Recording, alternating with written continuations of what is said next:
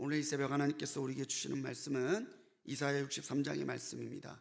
우리 드라마 성경으로 함께 묵상하시겠습니다. 3장.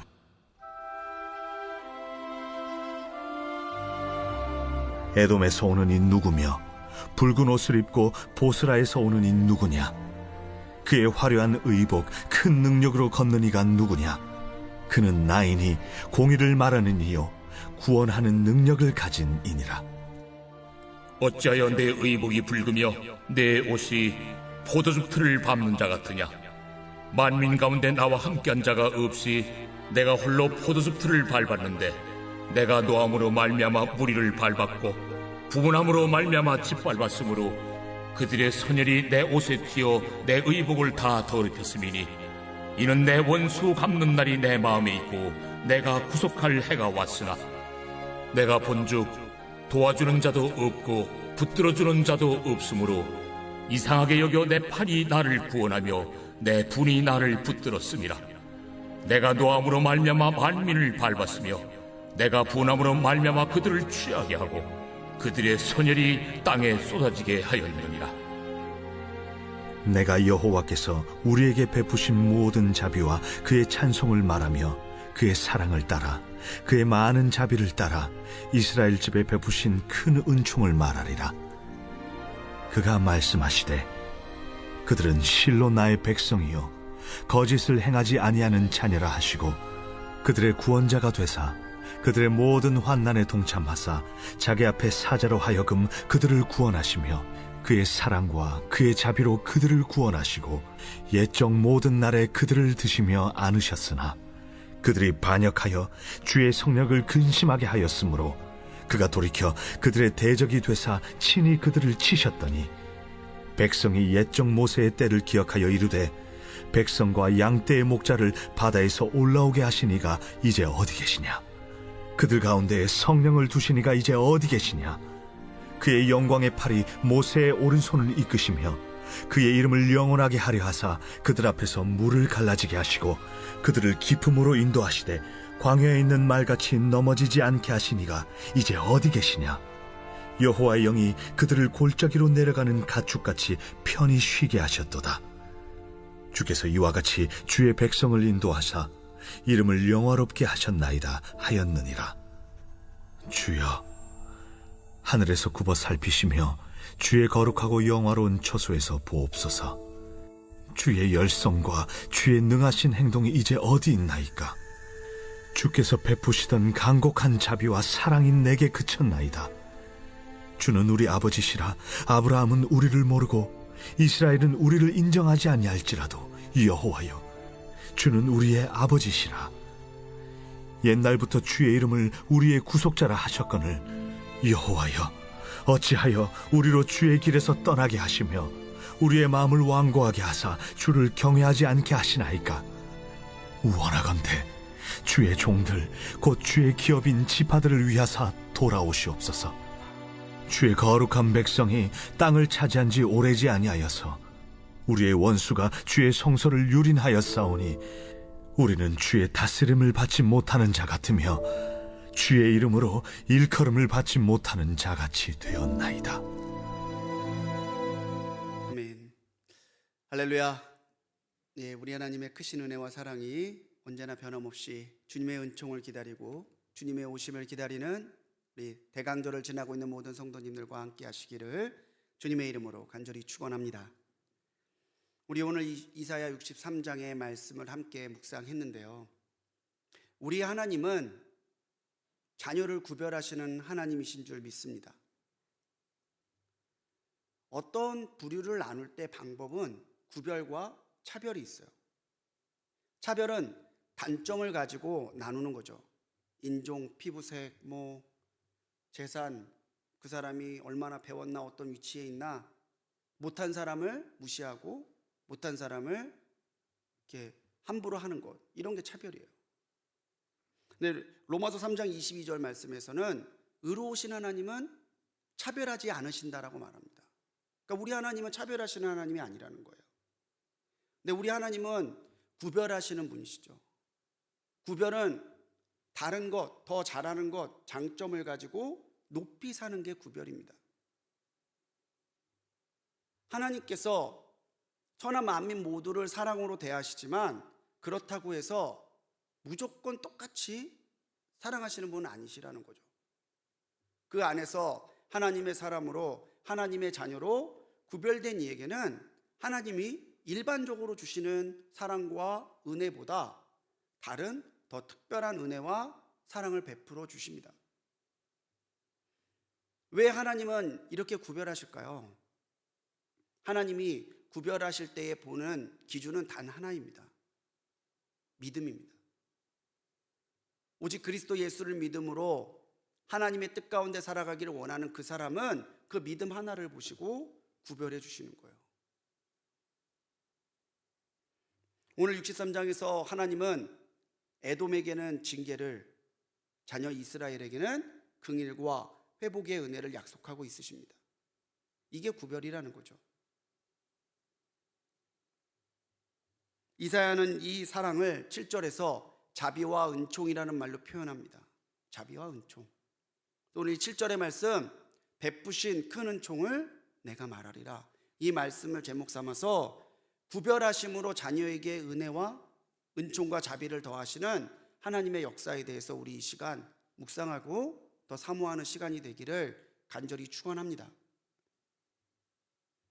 하나님께서 구별하실 때에 하나님의 구별의 합격점에 들지 않은 사람들에 대해서는 하나님은 공의를 베푸세요. 하나님은 공의로 징계하심으로 하나님이 구별하시는 하나님이시라는 것을 드러내신다는 거죠. 1절로 6절은 에돔에 관한 징계에 대한 내용입니다. 이사야는 오늘 환상을 하나 보고 있죠. 흰 옷에 피가 잔뜩 튄 무시무시한 모습을 한 하나님이 에돔을 직접 징계했노라고 선포하시는 내용이에요. 에돔은 불다라는 뜻으로 야곱의 형 에서의 별명이었죠. 이스라엘이 야곱의 후손이라면 에돔은 에서의 후손이에요. 아버지 이삭을 두고 형제의 민족인데도 불구하고 오바댜서를 비롯한 성경 곳곳에서는 이 에돔이 이스라엘을 긍휼히 여기지 않고 이스라엘을 약탈하고 이스라엘이 불행을 당할 때에 조롱하고 좋아했다라고 하는 죄악을 지적하고 있습니다. 1절에서 하나님은 이 징계자가, 이들을 징계한 자가 곧 나니 하나님 자신임을 분명히 밝히시고 있어요. 내가 에돔의 죄를 잊지 않았고 돌이키지 않는 그들에 대해서 이제는 공의로 심판할 것이다라는 것을 분명하게 이사야에게 보여주고 있으신 거죠. 이사야가 보는 그 3절에서 보는 징계자의 모습, 이게 우리가 글로 보니까 잘 와닿지 않는데 한번 상상을 해보십시오. 온몸이 피가 튀어서 피범벅으로 되어 있는 엄청난 무시무시한 모습인 거예요. 하나님은 분명히 선포하십니다. 내가 분노 때문에, 이들의 죄악에 대한 분노 때문에 이들에게 이렇게 행하였노라, 그렇게 말하고 있는 것이죠. 이 모습은 계시록 19장에 보면 짐승과 거짓 선지자들을 징계하시기 위해서 백마를 타고 붉은 옷을 입고 오신 예수님의 모습과도 연결이 됩니다. 이 징계를 6절에서 이사야는 분함과 노함이라는 말로 표현하죠. 하나님의 공의는 하나님의 불의에 대한, 죄악에 대한 분함과 그들이 돌이키지 않는 노함을 가지고 일으키시는 하나님의 공의의 역사예요. 때때로 우리가 세상을 살면서 악인이 잘 되는 것 같은 때를 볼 때가 있습니다. 어떻게 세상에 저런 사람이 저렇게 잘 되지? 어떻게 저 정도밖에 안 되는 사람이 저렇게 떵떵거리면서 살지? 근데 그 시간이 그들이 잘 나가고 있는 시간이 아니라 그 사람들이 돌이키도록 하나님이 기회를 주시는 시간이라는 것을 우리가 알아야 돼요. 그들의 형통함과 일시적인 그들의 잘 나감을 보면서 우리가 우리의 신앙을 의심할 것이 아니라 하나님이 그렇게 봐주고 있는데도 돌이키지 않는 그들을 향해 쏟고 계실 분함과 노함을 기억하면서 우리는 그리 되지 않아야겠다라고 하는 신앙의 결단을 품어야 된다는 거죠.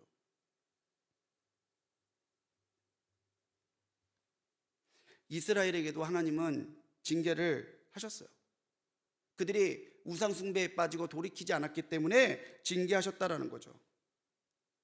하지만 자녀의 징계와 공의에 따라 주시는 징계는 다릅니다. 자녀에게 주시는 징계는 자녀를 올바르게 세우기 위함이에요. 우리가 자녀를 양육할 때도 그렇잖아요. 자녀를 호되게 꾸짖기도 하고 때로는 체벌도 하지만 결국 그 마음의 부모의 마음은 아이가 더 바른 사람으로, 더 의로운 사람으로, 더 선한 사람으로 서기를 바라기 때문에 그렇게 하는 거죠. 하나님도 마찬가지시라는 거예요. 이스라엘을 일시적으로 징계하셨지만 하나님은 이스라엘이 다시 돌아와서 하나님과 더 친밀한 영적인 관계를 회복하길 원하셨어요. 그래서 징계하신 거죠. 하지만 오늘 에돔에게 주시는 공의의 징계는 그들의 죄를 묻고 그들을 질책하기 위해 내리시는 서리빨과 같은 주님의 꾸짖음이에요. 이 차이가 분명히 있다라는 거죠. 때때로 세상 가운데 억울함과 고난을 당할 때 죄와 허물이 아무리 생각해도 생각나지 않는데도 내가 기막힌 일을 당할 때 여러분 낙심하거나 포기하지 마십시오.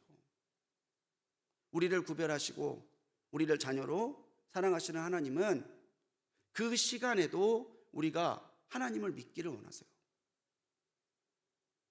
고난과 위기 속에서 억울함과 분노 가운데서 하나님의 믿음을 지키라는 것은 쉽지 않은 일이지만 결국 그 믿음으로 하나님을 붙드는 구별된 자녀들에게는 하나님이 그 믿음을 따라 갚으시고 위로하신다는 사실을 분명히 기억하시기 바랍니다. 우리를 위해 싸우시고 또 주님을 바라보며 피칠갑이 되기까지 이스라엘을 위해 싸우셨던 그 하나님이 오늘 나를 위해 싸우고 계심을 기억하시고 공의의 하나님을 바라보며 구별된 자녀로 살아가는 우리 성도님들이 되시기 바랍니다. 7절로 14절은 에돔과 만민에게 행하신 것과 달리 자녀 이스라엘에게 행하신 하나님의 역사에 대한 기록이죠. 자, 1절과 8절은 에돔, 그리고 에돔뿐만 아니라 천하 만민, 그 만민들 가운데, 열방들 가운데 이스라엘을 괴롭혔던 이들에 대해 하나님이 징계를 선언하시는 내용이면 오늘 7절로 14절은 하나님께서 자녀 이스라엘을 긍휼히 여기시고 은혜를 베푸시는 내용입니다. 그것을 이사야는 자비와 은총이라는 말로 표현하죠. 앞서는 분노와 노함이었죠. 그런데 구별된 자녀에게 하나님이 주시는 것은 바로 이 자비와 은총이라고 하는 거예요. 자비는 우리가 아는 대로 헤세드라는 단어 있죠. 헤세드. 헤세드가 뭔가요? 그랬더니 우리 교회 찬양대요. 그렇게만 얘기하시는데 예, 맞죠? 그 뜻이에요. 근데 그 헤세드는 조건과 상황에 흔들리지 않는 한결같은 자비를 말하는 거예요. 오늘 조금 잘한다고 이뻐하고 오늘 조금 못한다고 확 하고 이런 게 아니라 어떠한 상황과 어떠한 환경 가운데서도 변치 않고 주시는 하나님의 사랑, 절대적인 사랑이 바로 헤세드입니다. 은총은 투브라는 단어를 써요. 투브. 투브는 선하고 아름다운 사랑을 의미하는 말입니다. 출애굽기 33장에서도 이 하나님의 은총에 대해 말할 때 이 은총, 투브라는 단어를 써요. 절대적인 사랑 헤세드, 선하고 아름다운 사랑 투브. 그 사랑과 은총으로 하나님께서는 오늘도 구별된 자녀에게 함께 하신다고 이사야는 선언하고 있는 거죠. 어떤 자비와 은총을 베푸셨습니까? 9절에 보면 환난에서 구원하신 사랑을 보이시죠. 10절로 13절에서는 그들의 죄로 인해 징계하셨던 하나님이 마치 이스라엘을 출애굽하셔서 모세를 통해 가나안까지 인도하셨던 그 사랑과 그 기적과 그 은혜를 가지고 이스라엘을 대하신다라는 것을 말씀하십니다.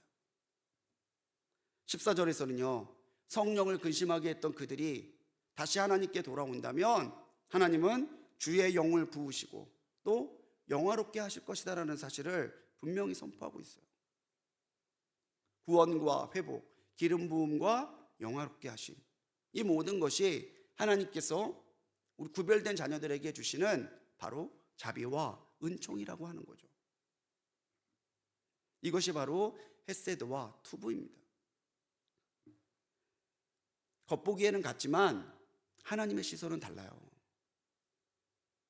세상을 살아가는 그 수많은 사람들이 오늘도 바쁘게 살아가니까 똑같이 사는 것 같지만 하나님의 시선은 이 수많은 사람들 가운데서 하나님의 자녀를 정확하게 구별해 내신다는 거죠.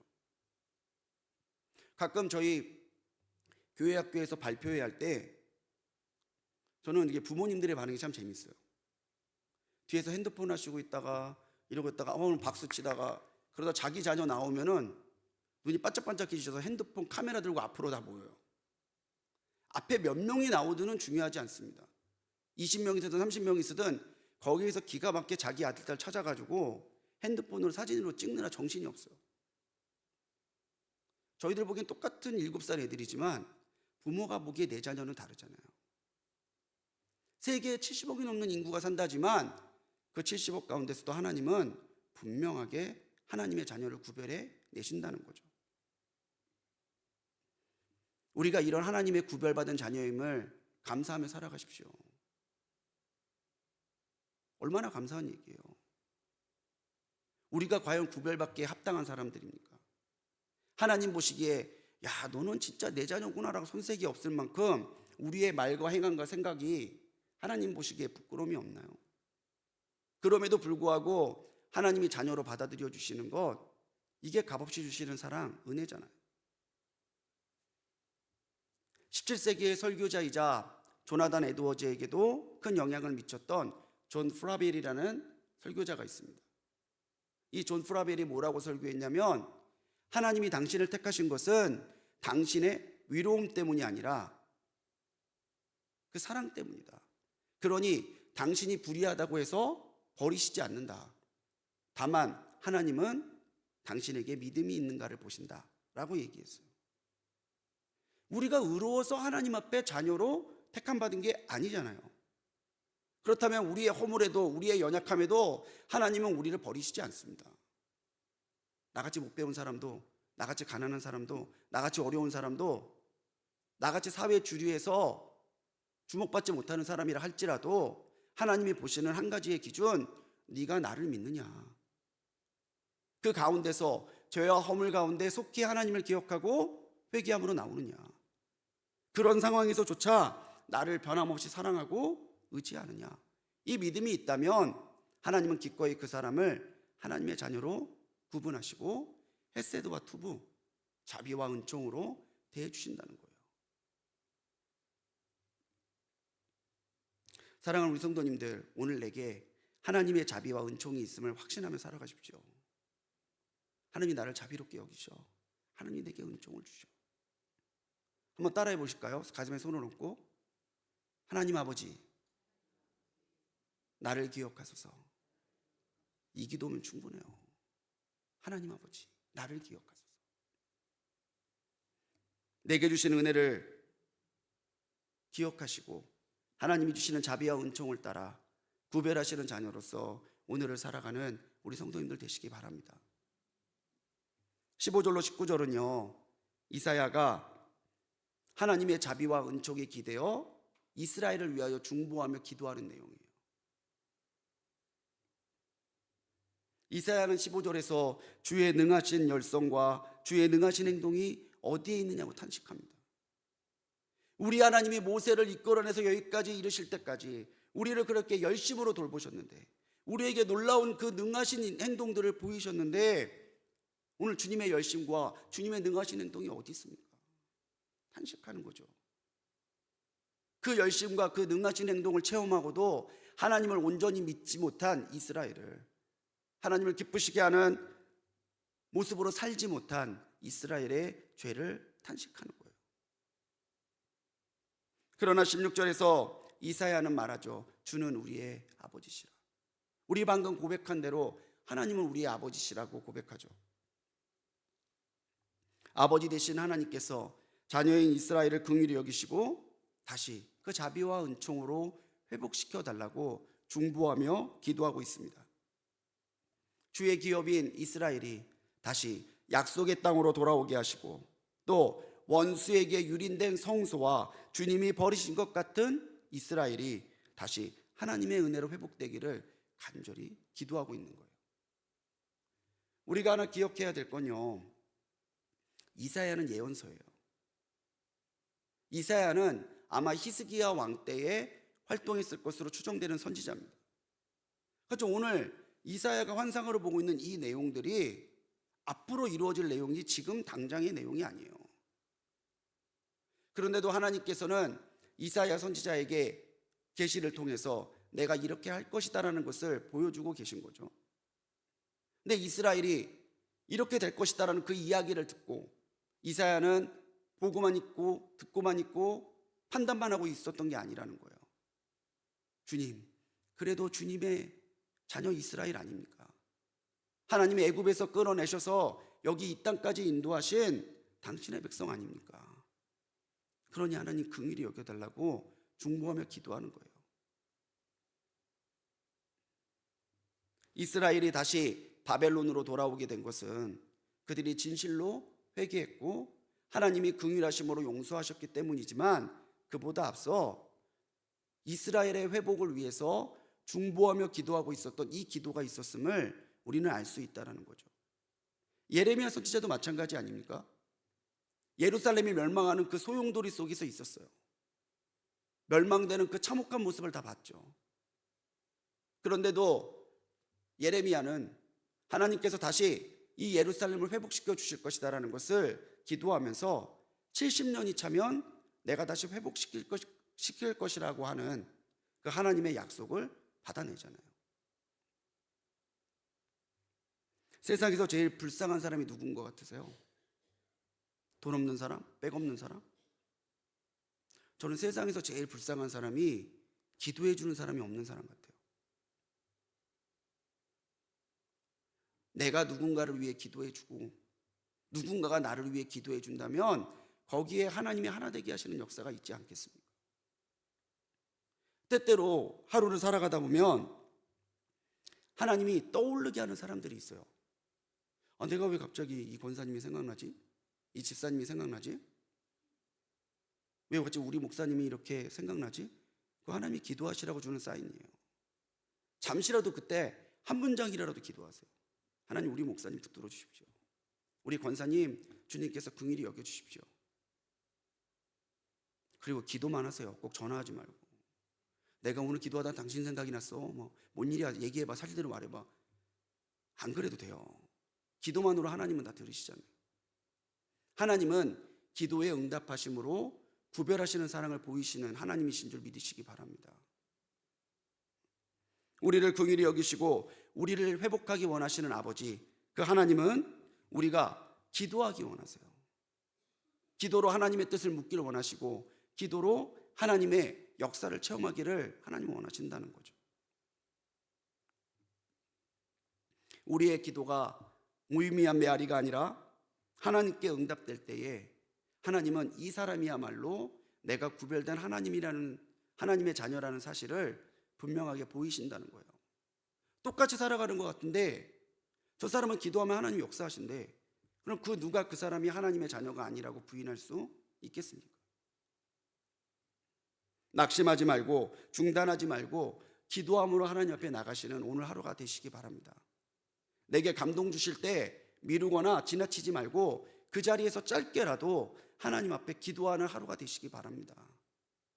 하나님 분명 그 기도 들으시고 구별하심으로 우리가 구별된 하나님의 자녀임을 보이실 줄 믿습니다. 죄를 징계하시는 하나님의 공의, 자비와 은총으로 역사하시는 하나님의 사랑, 기도대로 응답하시는 하나님의 능력, 이 모든 것이 오늘 우리에게 나타날 때 우리는 하나님의 구별된 자녀라는 사실을 기억하시고, 구별되었으니 우쭐대는 게 아니라 구별되었으니 더 겸손하게 하나님과 이웃을 사랑하며 하나님의 그 사랑을 보이며 살아가시는 오늘 하루가 되시기를 주님의 이름으로 간절히 축원합니다. 기도하시겠습니다.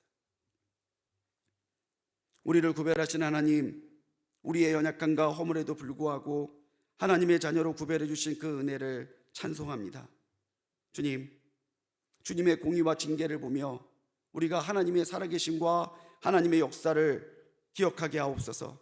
때때로 하나님의 공의가 굽어 보이는 순간에서조차 우리의 감각과 우리의 시각에 현혹되지 않게 하시고, 주님이 그 시간 공의와 주님 주시는 분노와 노함으로 그 시간을 준비하고 계심을 깨달아 알게 하셔서 하나님께서 주시는 그 은혜와 그 공의의 하나님을 바라보며 오히려 담대함을 얻게 하여 주시옵소서. 자비와 은총으로 대하시는 하나님, 오늘도 우리를 주의 자녀로 구별하셨사오니 자비와 은총을 더하여 주시고 우리의 연약함과 우리의 부족함을 긍휼히 여기사 하나님의 사랑으로 일으켜 세워 주옵소서. 기도를 들으시고 응답하시는 하나님, 오늘 우리의 기도가 침묵하지 않도록 지켜주시고, 주님, 우리가 주님 앞에 기도의 소리를 드높여 하나님 앞에 응답받게 하셔서 하나님은 기도를 응답하심으로 구별하시는 하나님이시라는 것을 우리의 삶을 통해 드러내는 우리 모두가 되도록 역사하여 주옵소서. 구별하시는 하나님을 바라보며 구별된 사람으로 오늘을 복되게 살아가는 우리 모두가 되게 하여 주시옵소서. 오늘도 주님 전에 드린 귀한 예물들이 있습니다. 주님, 기도의 제목을 적어 올리는 감사의 예물, 그 간절함과 애타는 마음을 기억하셔서 주님의 기적을 보이시고 또 주님 사랑하는 자녀들을 위하여 드리는 1000번째의 예물 주님 기쁘게 받으시고 주님 은혜의 통로 삼으사 기도대로 응답하시고 역사하여 주시옵소서. 구별된 자녀들로 오늘을 살아갈 때에 우리와 동행하시고 우리에게 놀라운 역사를 일으키실 줄 믿사옵고 우리를 구원하신 예수님의 이름으로 간절히 축복하며 기도드렸습니다. 아멘.